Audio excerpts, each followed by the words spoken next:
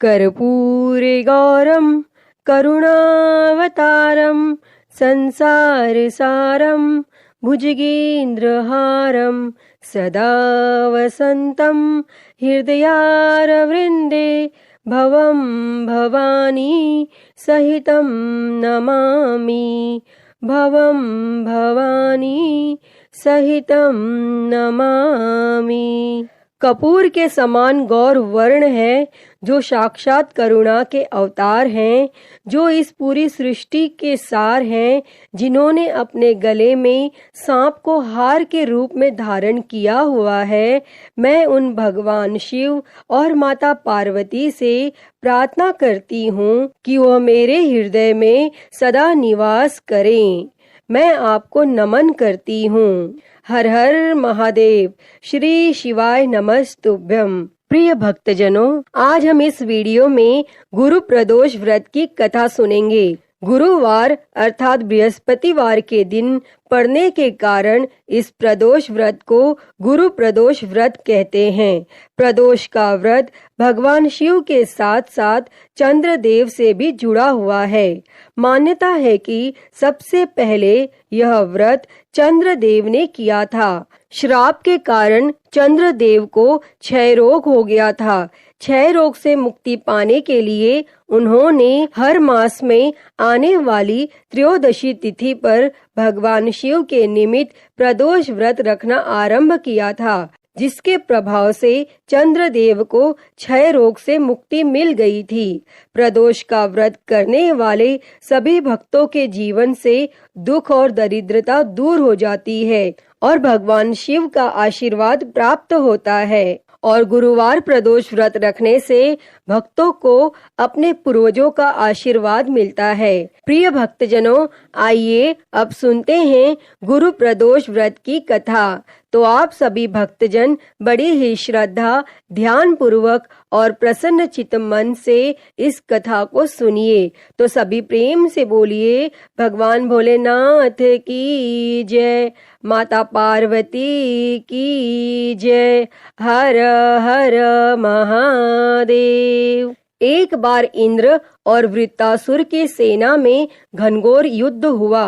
देवताओं ने दैत्य सेना को पराजित कर नष्ट भ्रष्ट कर डाला। यह देख वृत्तासुर अत्यंत क्रोधित हो स्वयं युद्ध के लिए उद्युत हुआ।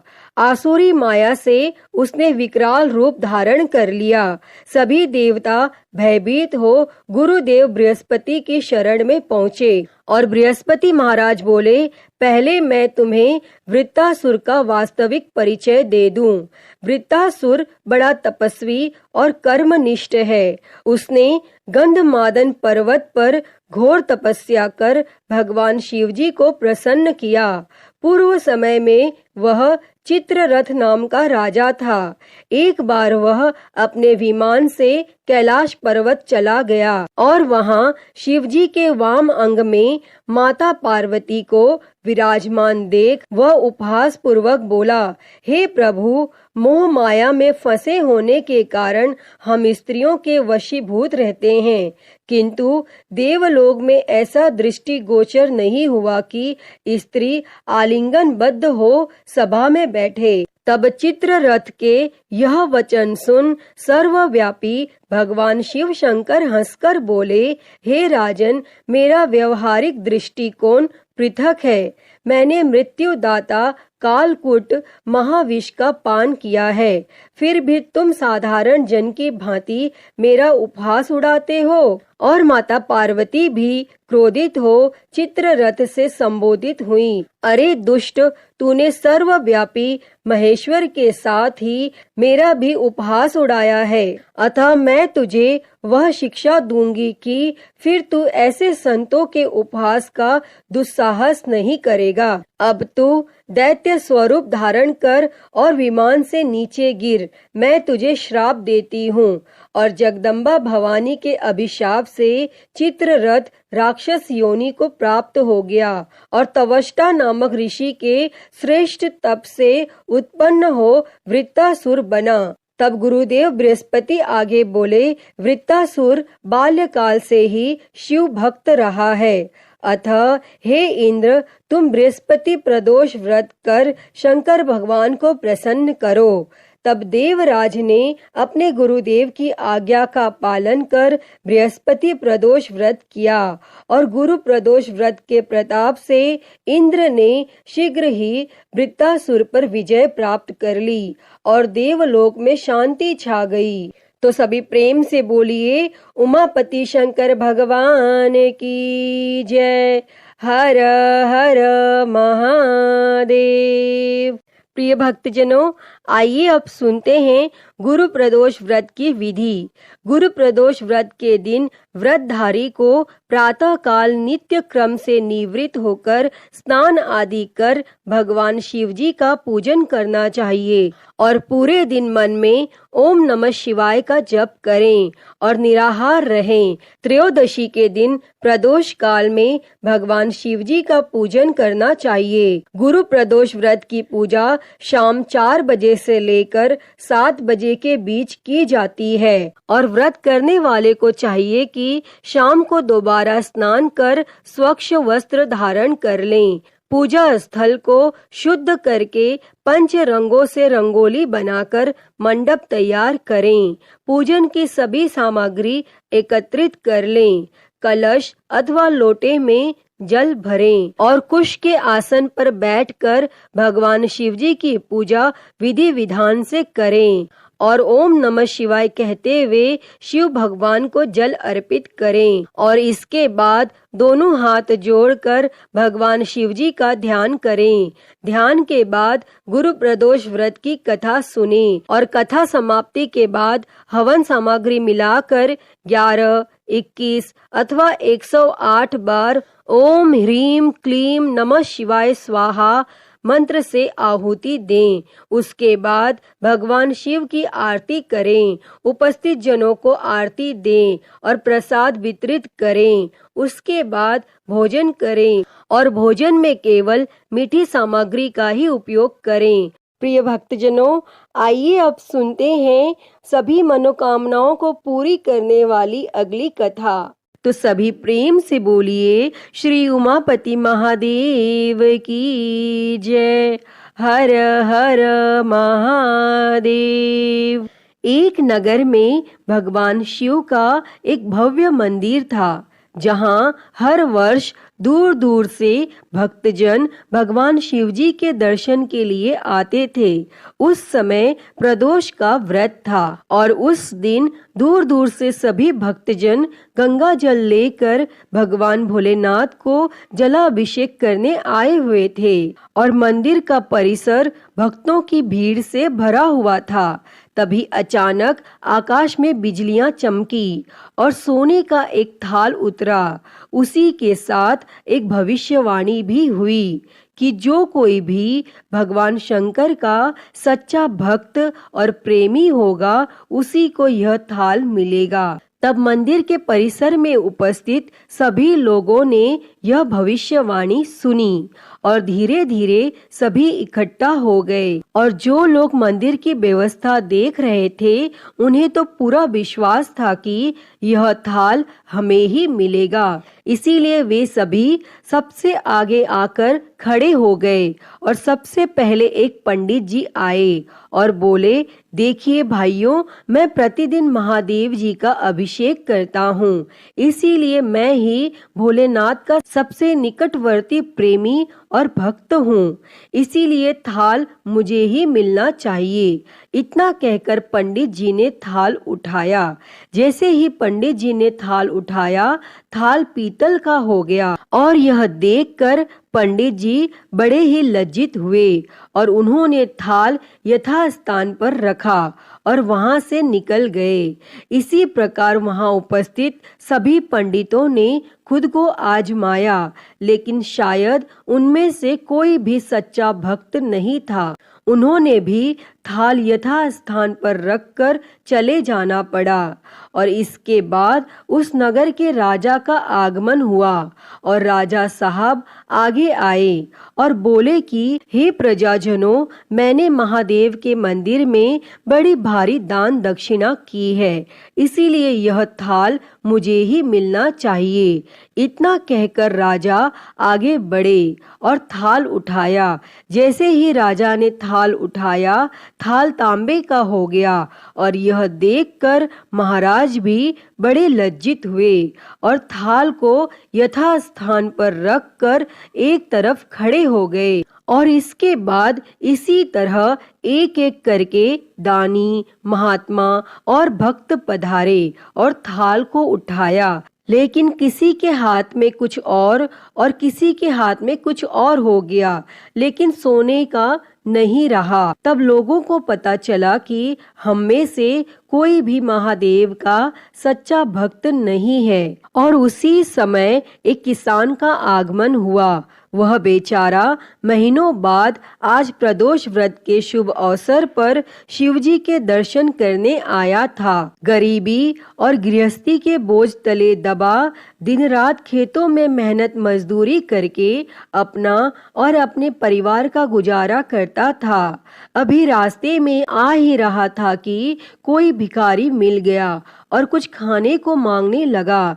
तब इस किसान को दया आ गई और अपने खाने के लिए जो जो खाना लाया था वह उसने उस भिखारी को दे दिया। और थाल के बारे में इसने भी सुना था, लेकिन इसने उस ओर कोई ध्यान नहीं दिया। सीधा मंदिर में गया और महादेव का पूजन करके बाहर आ गया और परिक्रमा करके जाने को हुआ। तभी पीछे से एक व्यक्ति बोला, अरे ओ भाई, तुम भी यह थाल उठाकर देख लो, हो सकता है तुम ही वो सच्चे भक्त हो जिसके लिए यह थाल आया है। तब किसान को लगा कि वह व्यक्ति उसका मजाक बना रहा है, तो किसान ने हंसते हुए कहा, भाई, मैं तो कभी पूजा पाठ नहीं करता, महीने में एक आध बार मंदिर आ जाता हूँ, मैं काहे का सच्चा भक्त।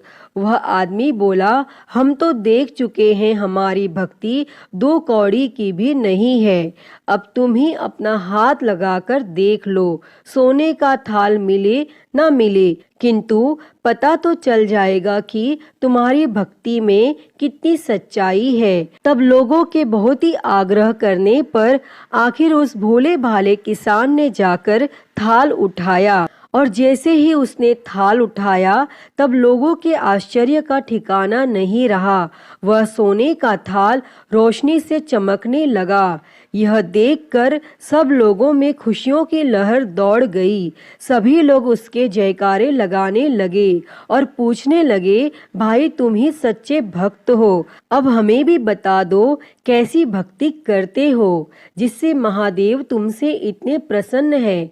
तब वह किसान बोला, भाई, मैं कोई भक्ति नहीं करता, मैं केवल दिन भर खेतों में काम करता हूँ और थोड़ा समय निकालकर जरूरतमंद लोगों की मदद करता हूँ। इसके अलावा भगवान भोलेनाथ का मन ही मन ध्यान कर लेता हूँ और कोई विशेष कार्य नहीं करता। तब लोग पूछने लगे कि तुम लोगों की मदद क्यों करते हो? तब वो किसान बोला, सुकून, दूसरों के चेहरे पर मुस्कान देखकर मुझे जो आनंद और खुशी होती है उसे मैं शब्दों में बयान नहीं कर सकता। शायद यही कारण है कि महादेव मुझसे खुश हैं। प्रिय भक्तजनों, इसीलिए हमेशा याद रखें, सत्कर्म का आनंद भी आनंद से होता है और अंत भी आनंददायक होता है। दुष्कर्म का आरंभ भी दुख से होता है और अंत भी दुखदायक होता है।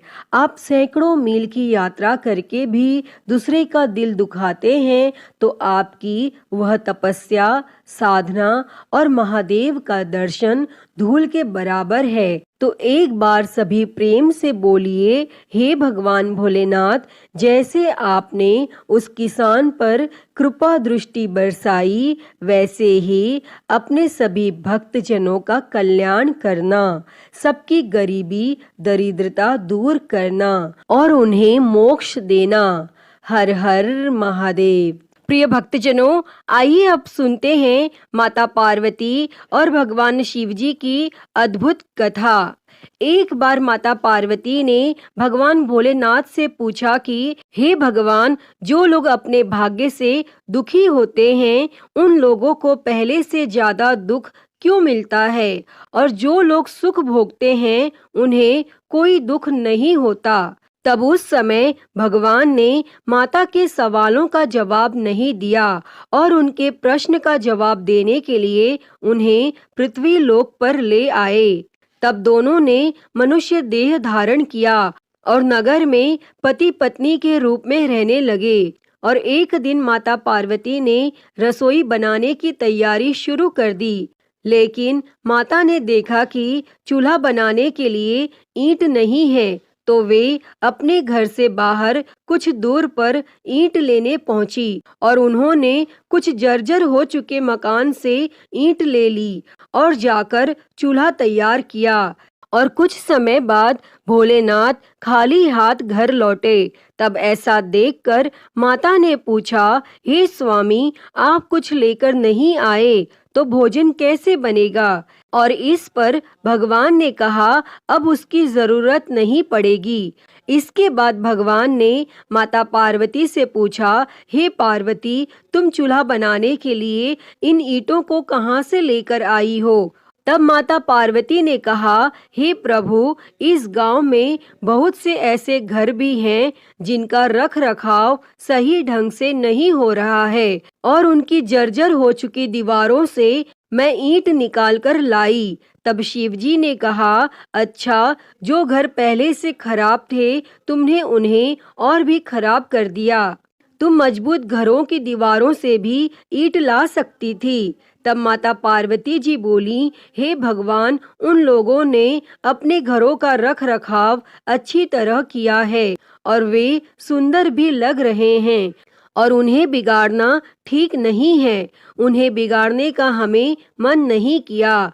हे भगवान, इसलिए मैंने खराब हो रहे घरों से ईंट लाई हूँ। तब इस पर शंकर जी ने कहा, हे देवी, कुछ दिन पहले तुमने हमसे एक प्रश्न किया था कि दुखी लोग हमेशा दुखी क्यों रहते हैं और सुखी लोग सदैव सुखी क्यों रहते हैं। तो इसका उत्तर यही है कि जिन लोगों ने अपने जीवन को अच्छे कर्मों से सुंदर बना रखा है उन्हें दुख कैसे हो सकता है।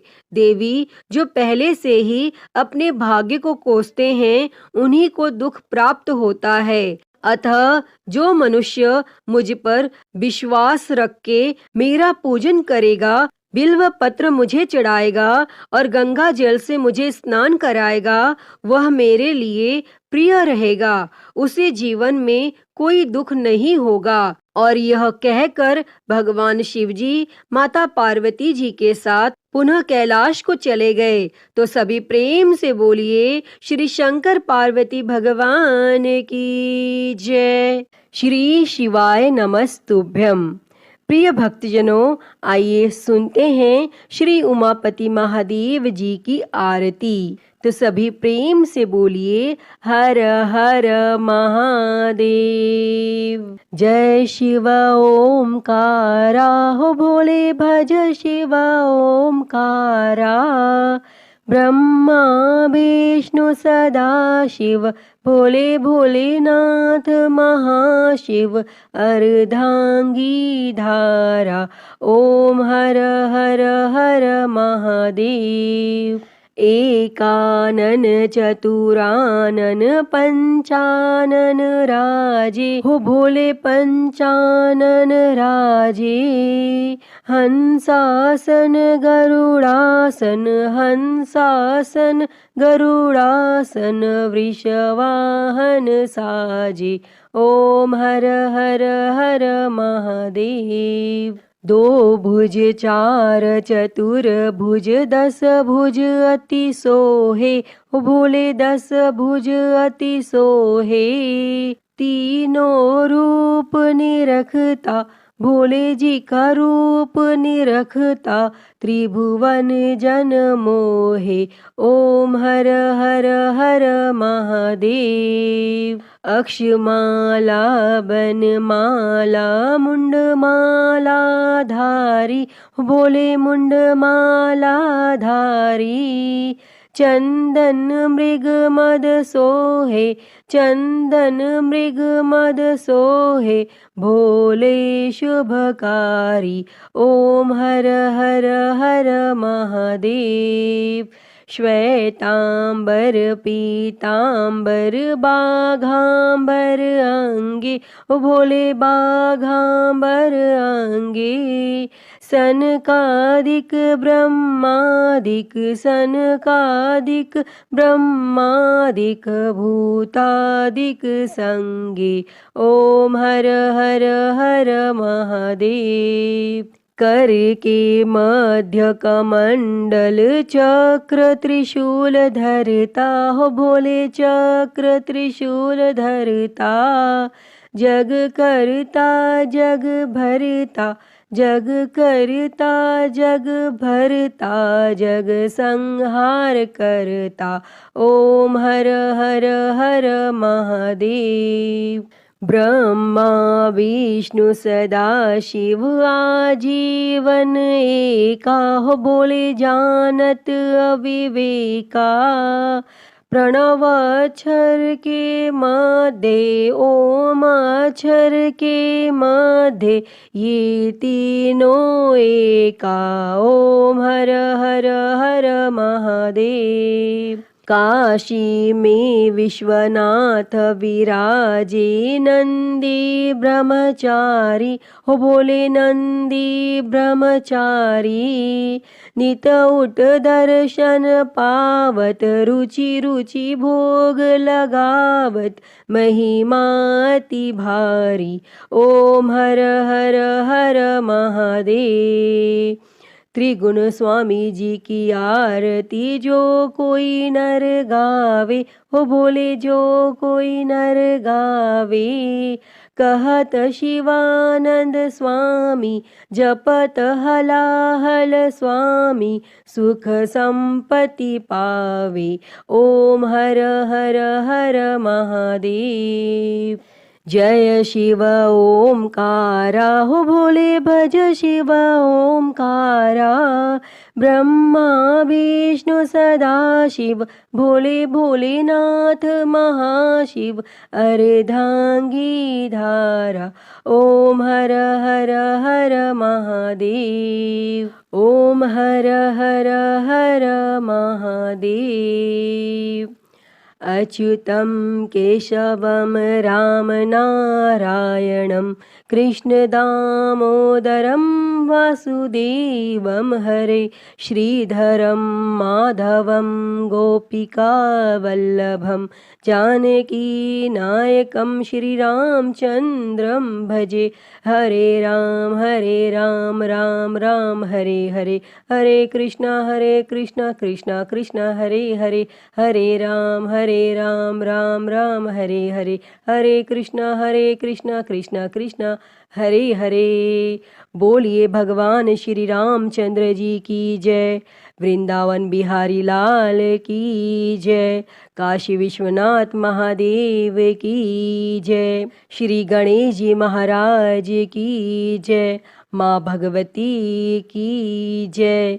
धर्म की जय हो, अधर्म का नाश हो, प्राणियों में सद्भावना हो, विश्व का कल्याण हो, गौ हत्या बंद हो, गौ माता की सेवा हो, विश्व में शांति हो। ओम शांति शांति शांति ही।